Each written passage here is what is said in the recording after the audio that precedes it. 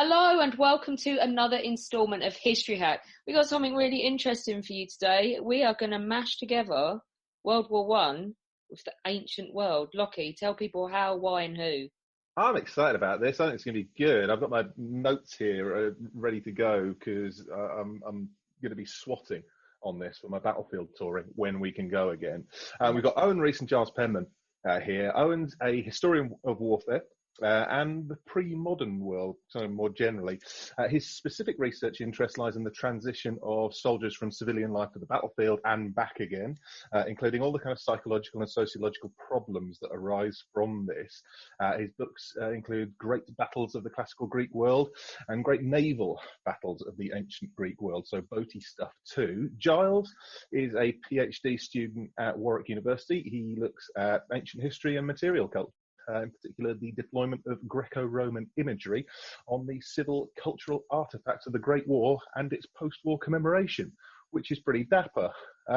So essentially what we're going to be looking at today is shades of the ancient world in commemoration of the Great War, which is something that, well, until Owen wrote this article that I've been reading for the Great War Group last year, I hadn't noticed, to be honest. Guilty as well, absolutely 100% guilty. Do you know who else is guilty? Alina, because Owen's been on before talking about sociological impact of war in the ancient world, and she neglected to mention that you were an expert on boaty battles in the ancient world. You should have had a podcast on that by now, the sly cow. I'm going to have her up on that one. She's evading the boatiness. Well, everyone ignores ancient boats anyway. There's no Pannons, there's no Trafalgar. So it barely exists to everyone else. So let her off. Well, they do smash into each other though, which is a rugby player kind of appeals to me. Yeah. We're going to do one. We're going to do boaty battles of the ancient world, and she's going to sit through it and she's going to like it. That's going to be our punishment. Giles, hello. This is your first time on History Hack. Welcome. Yes, thank you for inviting me to speak. It's having a classical background as well means that I have a great appreciation for Owen's work. Having studied classics at university at undergraduate level, and then sort of moving on to more material and culture thereafter, has given me a great appreciation for how very much the ancient world has influenced subsequent centuries, including the Great War and its commemoration. So it's something that I really do enjoy researching, and something that I look forward to telling you more about. Awesome. I mean, I think we jump straight into it then. I mean, Owen, one of the first things that we think about in terms of commemoration of the Great War is the cemeteries. And anyone who's been out there and seen the kind of rows of white headstones, those images do stay with you. Do we want to say the ancient Greeks were among the first to move away from the concept of just leaving the dead on the battlefield? Yeah, so the ancient world is always it's a problem in all military action, isn't it? Which is we all focus on the hows, the who's, the where's, the why's, and afterwards the aftermath of battle is always political aftermath, it's personal aftermath, it's psychological aftermath. Some of my own work, or wider military campaigns. No one ever thinks of the physical aftermath, which is what do you do with the dead? And there's always quite a lot of them. It's not just the ancient world. Of course, this is any issue in any military activity. Think of Waterloo and the bodies left on the battlefield there. Think of the Somme, which is obviously obvious one. It's a common problem. And for the Greeks, there was a real fear that your body would be left on the battlefield. If you were killed in battle, it would be left, and it would be left to the birds and the scavengers. This was a real insult and a threat projected onto you.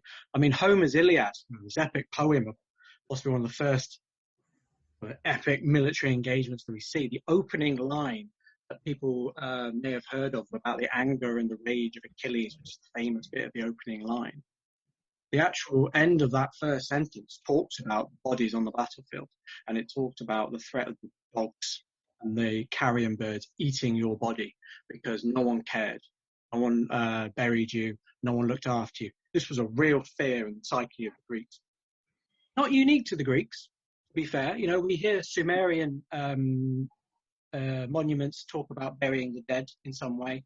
So whilst we're talking about leaving bodies on the battlefield, there's often been a social drive to at least offer a burial of some sort, usually to your own, not necessarily to the enemy.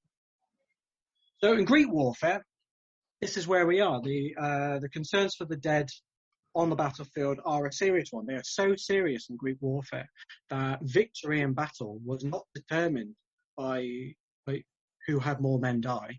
It was not determined by who actually held the battlefield necessarily, who retreated necessarily. It was determined by who controlled the bodies of the dead. A battle in ancient Greece was kind of officially ended when a truce was called and the bodies were exchanged. So you would give back the dead of the enemy, showing once again the kind of the prestige and also the care and the due diligence that was offered to even your enemy. Okay, we can kill you, we can strip your body of armor, we'll strip you of all your valuables, but we're not monsters. We'll give you back to be buried. So this is where we are. So most Greek city-states in the classical period, 5th, 4th century BC, they bury their dead on the battlefield.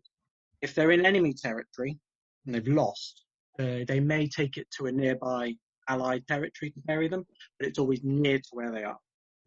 Okay. There is kind of a logistical reason for this also, which is that it's very hard to move a lot of bodies. It's not the easiest thing to achieve. The human body is quite heavy. Moving one is not easy. Moving 10 is particularly hard. If you're talking about 500, how on earth do you do it in a pre-mechanized society? So they come up with this idea, bury on the battlefield. The Spartans, with this great military reputation they hold, they bury them on the battlefield. The Argives, the Corinthians, the Thebans, all these people bury them on the battlefield. One city-state that is missing from that normality is Athens. The sort of the radical democratic state Athens are the first city-state, they're the first state of any description in Europe at least, who make a very different decision. They decide that they are not going to continue burying the dead on the battlefield. They're going to bring them home in what we refer to as a repatriation of the dead. Now, this repatriation of the dead was not only a huge logistical undertaking, they burnt the bodies on the battlefield. Think about the amount of wood that would take, think about the amount of time that would take. The human body does not burn very easily. Go talk to anyone who studies Nazi Germany and dealing with the horrors there. Burning bodies is not easy to achieve. So Athens does this and they repatriate the bodies. They go further than that. They offer them a public spectacle, a public funeral for the war dead. In it, the remains are put into coffins, 10 specific coffins, which are paraded through the streets and buried. It usually happens once a year, especially during the Peloponnesian War towards the end of the 5th century, where we have like over 20 odd years of continuous military engagement. So this is a lot of investment by the state to repatriate and to honour the war dead in a way that actually feels very modern and very relatable. The state takes control of the dead. It offers them this prestigious funeral, a funeral that often it was only really available to the very rich. The rich and people who were rich enough to bring back the bodies, people who were rich enough to erect their own statues, their own monuments. Athens was offering this in almost a democratic way. We're going to give this to you, the everyman. We're going to give you this honor. So in that way, yes, this is Greece, ancient Greece, or specifically ancient Athens, is where we see a very distinctive in this relationship between the state and the war dead, and what to do with the dead on the battlefield. So after we've dealt with the dead, we get to the idea of war monuments, and this is something that wholly epitomises our work as battlefield guides, Lockie. Monuments cenotaphs, and the cenotaph in particular. Tell us, Owen, where do these ideas come from? Where does this idea come from of putting up a stone monument to your war dead and inscribing names on it? It comes from the ancient world, doesn't it? Yeah, it certainly does. The monuments that are erected in Athens for the war dead are what are referred to as casualties. So these are large stelae, so stone erected monuments, often with a beautiful sculpted image on top. So heavy investment goes into it, and you list the war dead from a particular campaign or a particular year. So this is where that kind of monumentalism comes in to the relationship with the war dead and the state. Cenotaphs. Now, cenotaphs are ever so slightly different. Mm-hmm. So a cenotaph in the ancient Greek world comes from the word kenotaphion, which literally translates as empty tomb.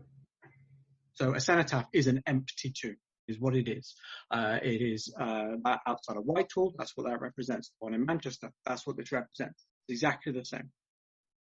An empty tomb is something in ancient Athens that wasn't a monument erected by the state. It was usually erected by your family. And they would erect it because they do not have your body. Hence, the tomb is empty. So we actually see this used in Athens for non-military death as well. The most famous example, or the most famous person that we know had a cenotaph, was the tragedian Euripides. So Euripides died in Macedon, allegedly, and we have the surviving inscription recorded at a much later date, the inscription that was on his cenotaph, because the family didn't have the body. So they erect the cenotaph so they have a place to go, have a ritual site where they can go and remember their family member. And this is the tradition that was picked up at the end of the First World War, at a point where the British state in particular was looking for guidance on how to commemorate, how to offer something to all these men who have died in a completely unprecedented period of warfare. And they looked to the ancient past, and they found in the original democracy, imperial democracy, they found the perfect model. And the cenotaph was imitated on this, on the joining of these two ideas. So the public funeral, the honor of the dead that Athens gave, and this Greek concept of the cenotaph. And if you actually go and look at the cenotaph in Whitehall, for instance, you will see it covered in classical imagery and classical iconography. Think of it. The classic would be the wreath, the circular wreath, which is common in Athenian and, dare I say, Roman iconography, because it's one of victory. Yeah. We also see, Roman numerals and things like that, all harking back to a classical precedent. On the cenotaph in Manchester, this goes a step further. They have a wreath as well, but they also have two obelisks either side of the central plinth, as it is. And these two obelisks, again evoking the ancient world, obelisks associated with Egypt and in many ways Rome as well. They are decorated with carved ribbons, a drape along the side of it. And this is straight out of classical Athenian pottery, art. This is how Athenian people, Athenian families in particular, would decorate the graves of their dead.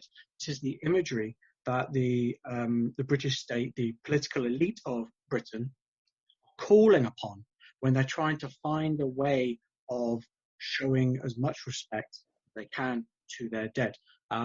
They call upon a language, an iconographic language, that goes back 2,500 years.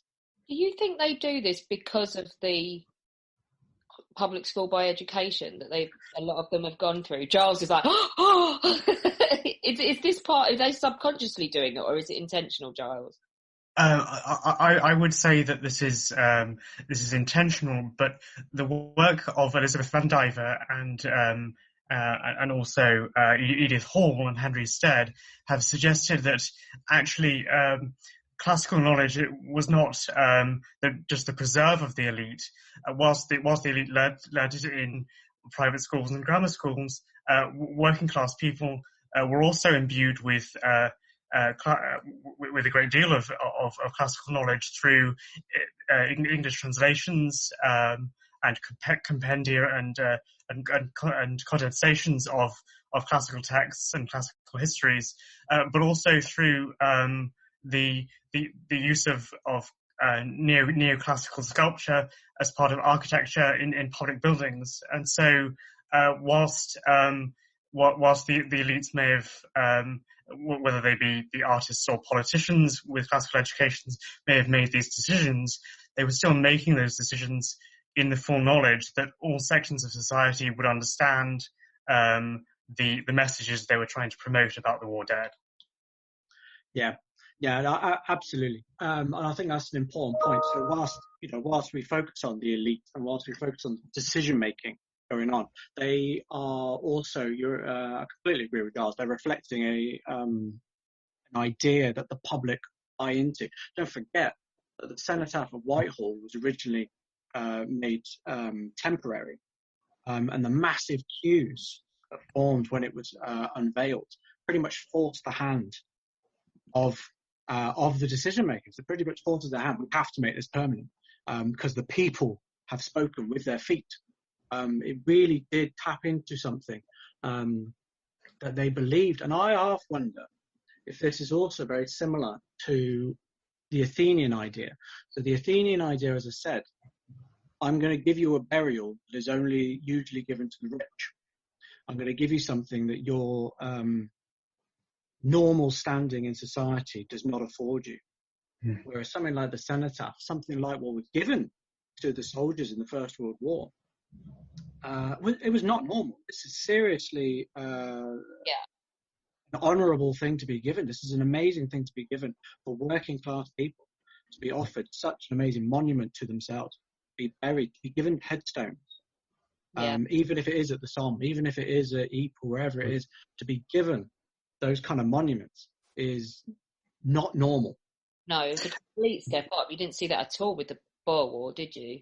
No. But I think part of the desire to create a schema of commemoration in this way is because of the public outcry at the way in which the gravestones and cemeteries of the Boer War dead were mistreated and abandoned after the conflict, and indeed influenced to some extent by the way in which after the American Civil War the American public wished for their dead to be known and to be named, something that Thomas Lacker speaks about a lot in his work on the subject of naming the dead. That actually there is this great drive in the end of the 19th century towards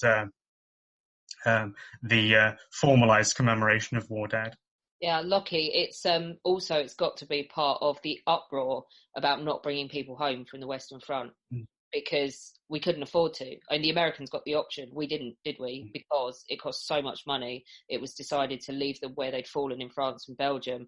But in doing that, you've then got to put a significant amount of funding and respect behind it, haven't you? Well, yeah, absolutely, and it goes beyond just the kind of physical remains of the soldiers as well. And it's fine where you do have those physical remains and you can erect a headstone or something like that. But just the nature of the fighting in the Great War, you know, with artillery being such a powerful element on the battlefield, it's quite often that there's very little to find of a person, or it's very, very difficult to identify. And so we end up with these huge memorials like the one at Tietveil, like the Menin Gate, with literally, you know, tens of thousands of names on, many, many thousands missing on the battlefield. Now, in the same year that the cenotaph was unveiled on Whitehall in its kind of permanent form, we also had the Unknown Warrior brought and installed in Westminster Abbey. Is that a feature from the ancient world as well? Yeah, it actually is. Now, this is a feature that's kind of underappreciated. So there is a lot of scholarship on what we call reception.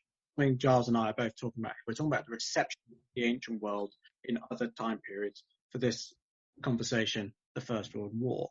By reception, we mean basically, how does another culture receive the ancient world themselves? How do they interpret it? What do they do with it? So, I've talked about the Athenian funeral. I've talked about the kind of iconography on show, and Giles will talk more about that, no doubt. So this is the reception of the ancient world. So it's not an accurate portrayal of the ancient world. It is another culture using the ancient world as it wants. And there's loads of work on this to do with the casualty lists, to do with the monuments of the war dead, but there's nothing on the burial of the unknown warrior. This is particularly interesting because the supposed originator of the idea, Reverend David Railton, was himself trained in classics at Macclesfield Grammar School, and before he went into train to be a reverend. He has a good background in Greek and Latin. And anyone who's had to study Greek has had to suffer reading Thucydides, who is the man who gives us this funeral source. He is the source. Although I really enjoyed Thucydides when I studied at A-level, but I suppose suffering it is perhaps a bit harsh. But yeah, I Giles, I am afraid that makes you deviant. You are a deviant person. Wow, I've met one. That's impressive. To be fair, I have to use Thucydides a lot. I like his work. God, his Greek is hard, and it's just tense. But David Railton absolutely will have read the funeral oration. Is most famous in Thucydides. This is the funeral oration, the speech that was given by the statesman Pericles over the war dead. It's the only speech given in Thucydides for this funeral, and it is so iconic. It is constantly reused by politicians into the modern day. Snippets of the speech appears at things like Gettysburg Address. It appears at numerous American presidents have used sentiments from this speech. It speaks to freedom, it speaks to democracy, and it speaks to civic duty. Okay. The one area that people don't really focus on is the small little logistical bit at the beginning where he talks, as I mentioned earlier, about the funeral itself. All right. So the war dead are cremated on the battlefield. Those cremains are put in coffins, 10 coffins. There are 10 tribes of Athens. You get in your tribal. They are buried. What is also buried with those coffins is an empty bed, specifically an empty funeral bed. This is dressed for funeral rites. What this bed is emulating is what would happen in a house if you died at home. The family would create a funeral bed.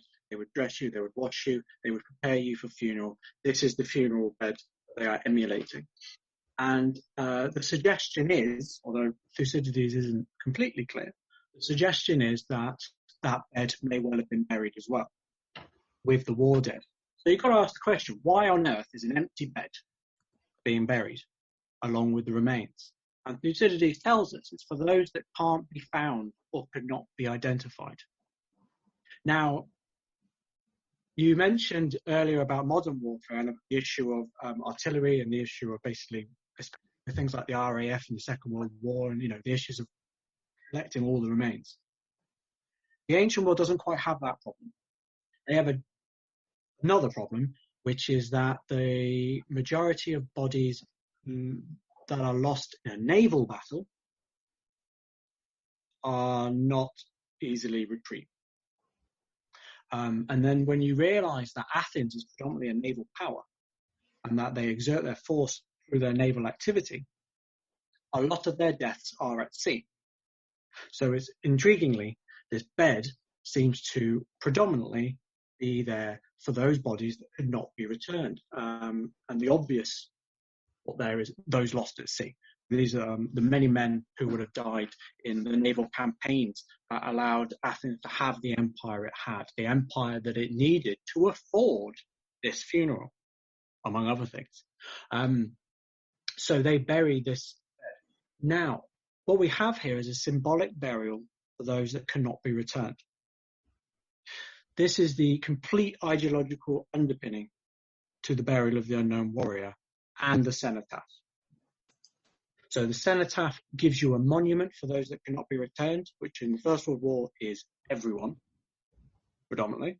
And then you have the burial of one person, a symbolic burial of one person, unknown, for all those who could not be buried at home, for all those who are missing, for all those who do not get the rights that the state believe they do deserve. And as you've already said, they can't afford to give. And for me, that is just such an obvious echo of the Athenian practice. There's just such an obvious emulation of the ideology of the burial of the bed at that public funeral.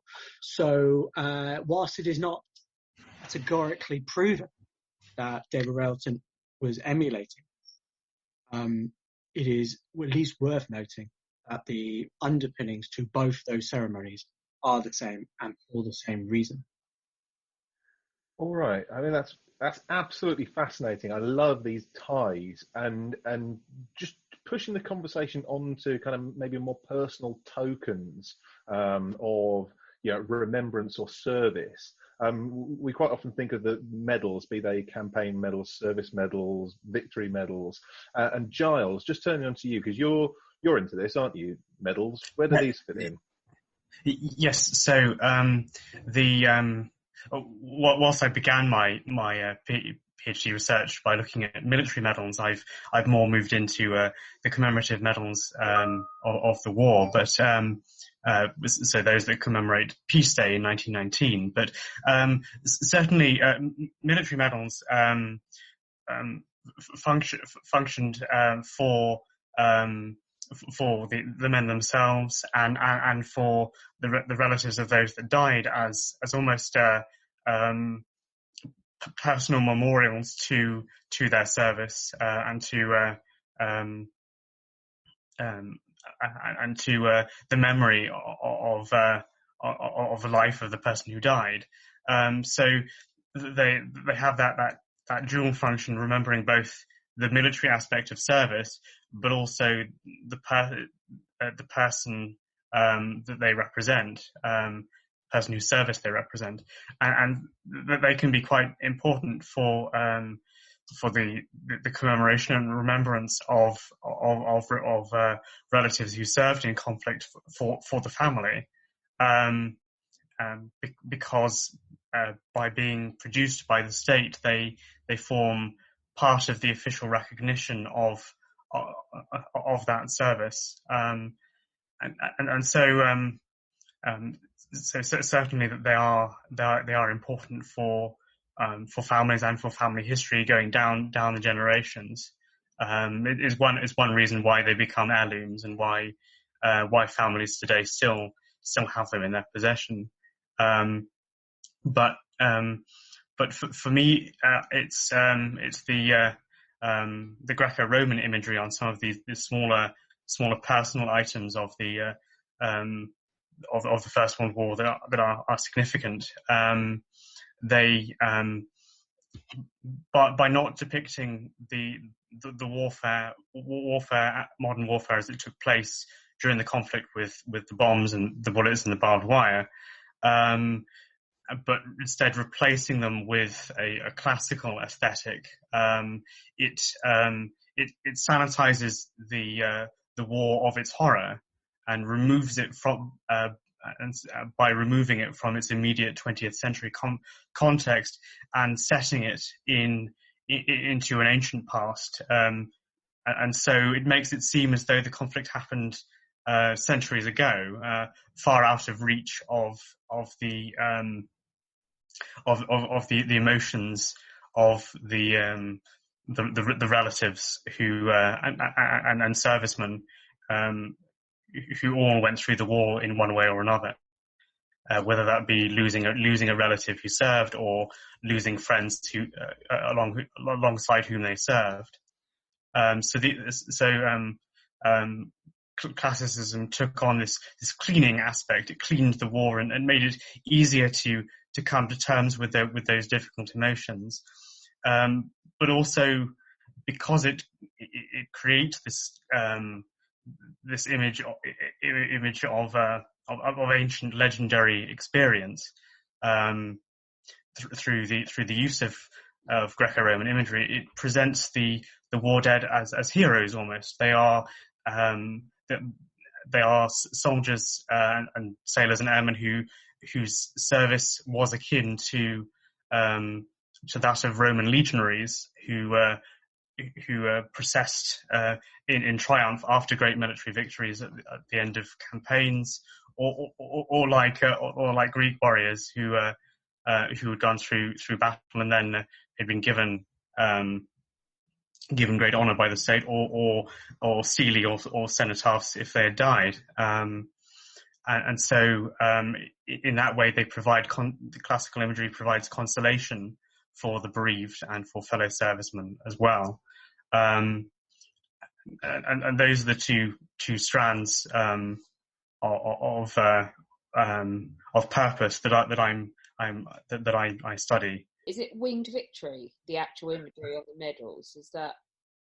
Yes, that is what appears on the victory medal, and again that provides a similar type of consolatory imagery to the servicemen themselves. That because victory appears to be awarding a wreath, a laurel wreath, which is an ancient victory prize given to particularly to ancient Roman legionaries after the battle, and after long and hard campaigns. It's a symbol that the men during the First World War are worthy of similar plaudits, worthy of similar honours, and so it's a way of consoling them that despite the hardships they suffered, they are indeed worthy of great praise. So I'm now thinking about where else we might see ancient imagery in respect to First World War objects, and we've got memorials, we've got medals. Are there any others? Yes, that there are. So that there is on the printed media of the Great War. So posters and sketches and discharge certificates. You'll find images of Britannia, who is the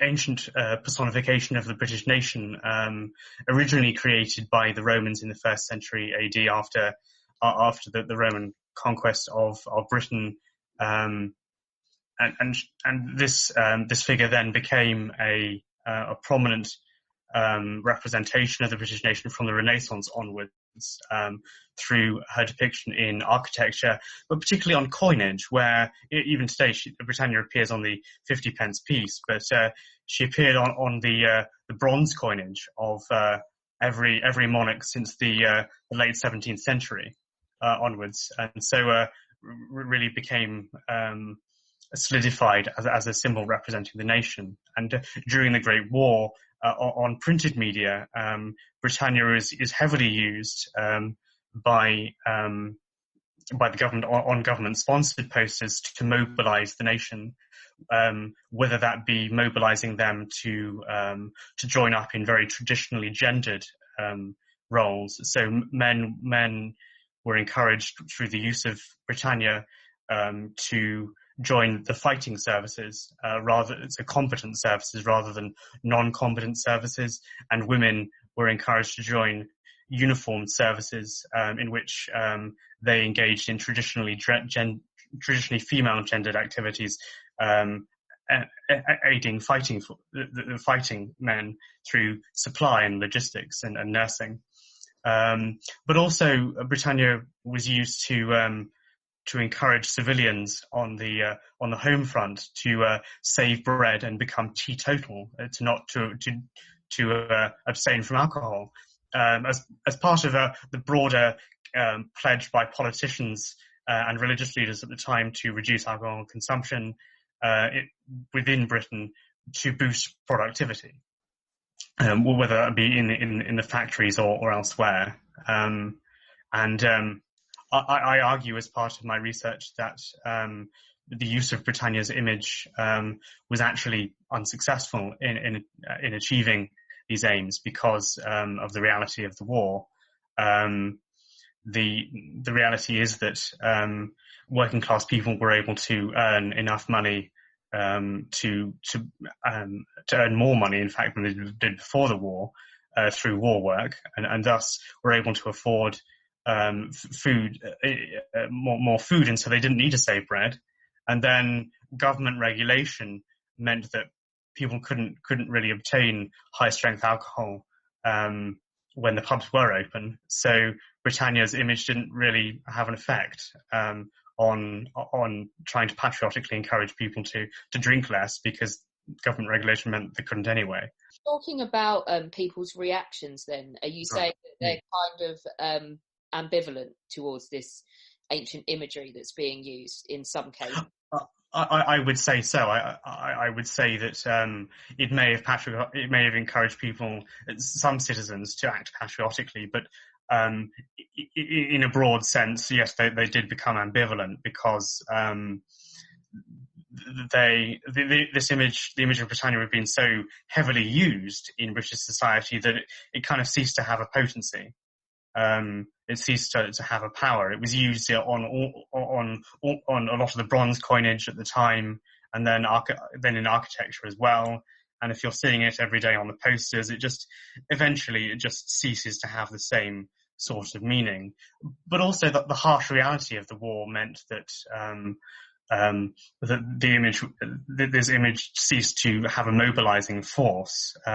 So as stories came back from the Western Front about the death and destruction on the battlefield, the recruiting numbers fell dramatically, requiring conscription, and there was nothing that Britannia's image on posters could do to prevent that.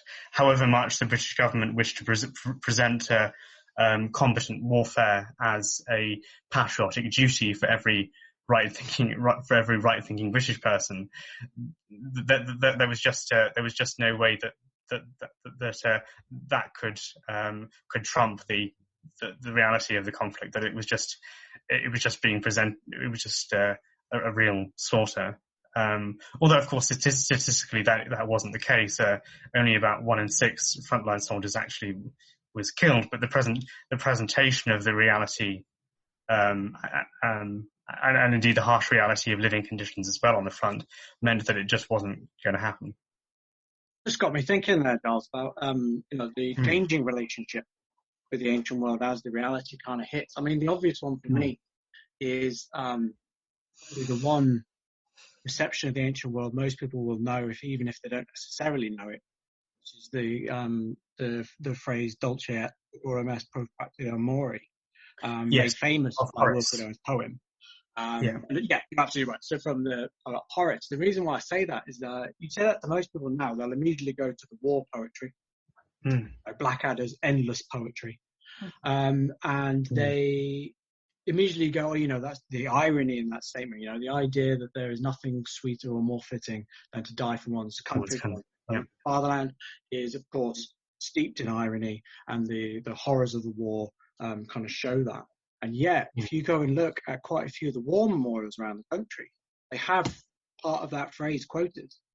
And when they were first erected, this is the idea. They died for their fatherland. Let's go to the ancient world. The ancient world tells us this is a great thing.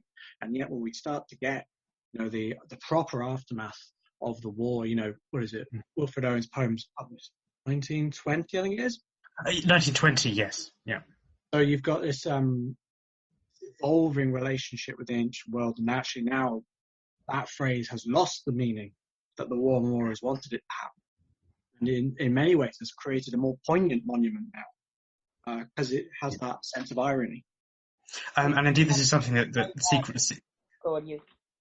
Sorry, and indeed that's something that Siegfried Sassoon comments upon in his poem Men in Gate. He's very clear that he disapproves of the classical aesthetic being used to represent the war, because it doesn't, to his mind, it doesn't represent anything that the war was about. It doesn't represent the fighting as it happened, or indeed any of the sentiments that the soldiers feel about it. I'm so glad you two are up on your poetry, because Lockie and I are like, woo, war poetry. In classics, I'm not ignorant to it. You've got to do a bit of poetry. Well, I mean, a lot of the words to do with commemoration were, had some of the great wordsmiths of the day involved in. I mean, Rudyard Kipling is famously involved in a lot of this. So, I mean, you go to a cemetery, you'll see with the Stone of Remembrance, designed by, that's Blomfield who designed that, isn't it? And the words on there are, their name liveth forevermore. And you have on some of the headstones which have been maybe hit by shell fire, and we're not sure where the grave is in the cemetery. Their glory shall not be blotted out, and these expressions, which then you tie into the oration. If you go to the last post in Ypres, you'll hear. They shall grow not old as we that are left grow old. Age shall not weary them, nor the years condemn. At the going down of the sun and in the morning, we will remember them. So this idea of when the words follow the concept of the immortal dead, don't they? And so let's talk about that for a second, Owen, if you don't mind. Its connotations with the ancient world. Yeah. So you've always got to ask the question when a society does something out of the ordinary, it's because it's worth doing. No other state in the ancient world, in the ancient European world at least, is doing anything like a repatriation process. Why are they doing it? What is going on? So it's often this repatriation is aligned with democratic ideology. It's often how it's explained. So you've got this new democracy. You're trying to convince people to go to war. Whenever you want to go to war, Athens is a radical democracy. It is a completely direct democracy. So the people who vote to go to war are the people who are going to do the killing and the dying. They are the same people. So you've got to, as a state, as a society, you've got to offer them something.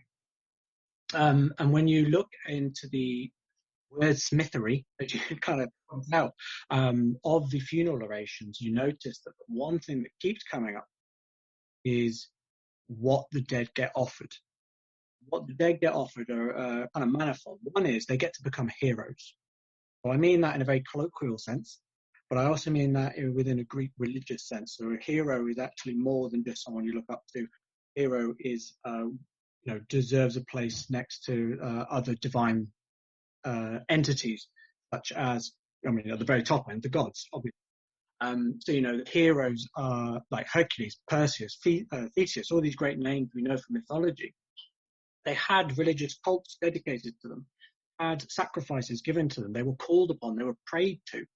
They are part of this kind of wider Greek religious sphere. And this is what's on offer to the war dead. So if you die in war, you have this funeral, and during this funeral, you are transformed as a group to become a heroic entity. Who can be called upon and who has honours and who have athletic games in your name, things like that. So there's a real sense of what's given to you. But because of that, something else that's on offer is immortality. Now, immortality to the Greeks is literally not dying.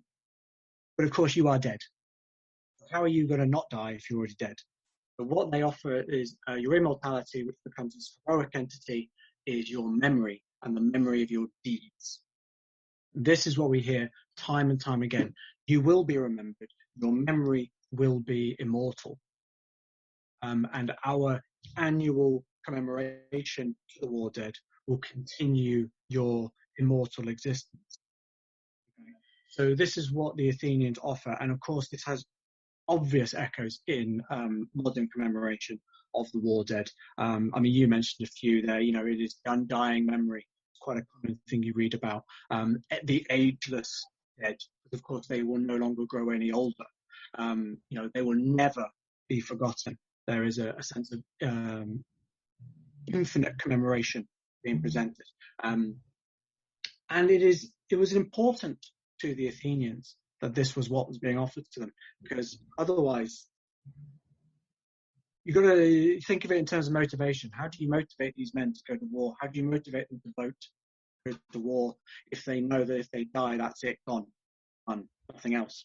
So it's perhaps not a surprise that next to this ideological foundation of the war dead and this promise of immortality through memory, Athens also has a system of payment to war orphans. And there's a suggestion that they may well also have assisted widows in some way. So there is a very realistic, practical offer of, we will look after your family, the society will look after your family, your children will grow up, and at 18, a war orphan is given a full set of military armour and weaponry by the Athenian state. Of course, the underlying idea being, is you're now going to replace your dad. And that's exactly what the speech is saying. There's quite a horrific moment where Pericles calls upon the families at the funeral and basically says, women, shut up, stop crying, and go have more babies. If you're too old to have more babies, don't worry, you've done your job. Men, stop crying. You now need to go and try and emulate your amazing ancestor or your amazing brother. And if you haven't, you haven't quite lived up to the masculine ideal, but it's okay. So, this is all about motivating. This is all about the state motivating men, women, children to continue what they need them to do, which is to produce more warriors, basically. There's a really nasty imperial underpinning to this democratic ideology, which is easy to ignore. I think I'd just like to say that it's that same idea of immortality that I think the memorial plaque, which is given to the families of those that died after the First World War, that the plaque is trying to emulate that same idea of immortality, with Britannia giving a wreath a wreath of laurel over the top of the name of the person who's commemorated. So it's almost as though Britannia, i.e. the British nation, is trying to confer that same sense of immortality and heroism onto the deceased in that very, very personal memorial, which was designed to be displayed in the home. So it's trying to provide a sort of more personal counterpart to the public memorials. So I would say that the classics classical imagery is very significant for both the mobilization during the war and indeed, as Owen has stated, the commemoration after it. Guys, thank you so much for coming on to give us some kind of insight into what links all of your ancient stuff with all of mine and Lockie's World War I stuff, because evidently it is a lot, and as he said earlier, it's just like something that just passes us by every single day without us really considering it. So thank you very much. My pleasure. Thanks for having me. Don't forget that we do exist on Patreon as History Hack and on Patreon as well, which is Podbean's own version. Alina and I have had massive fun doing this in 2020, but life's going to change quite a lot next year and we're going to actually have to go and earn a living, etc. If we want to keep up the regularity that we've been bringing you and the kind of guests that we've been bringing you and the workload, then we will need your help. So if you join, there's going to be incentives for joining on either of those platforms. We're revamping ourselves on both of them. So don't forget to go in. You can do as little as $1 a month, and it all goes towards keeping up History Hack as regular as we've been able to bring it to you this year. When our guests join us to talk about their work and their new book, The 45 minutes or so they spend with us is just a taster of all their efforts. So to this end, we have launched our very own bookshop on bookshop.org, where you can find our guests' latest and greatest books. You can support them, and you can support History Hack too. 10% of every sale via our bookshop supports the podcast and allows us to keep at it and bring you more amazing guests. You can find our bookshop at bookshop.org/shop/hack history, or just search on bookshop.org for us under the shops bit. Thank you for your continued support, and here's to your next great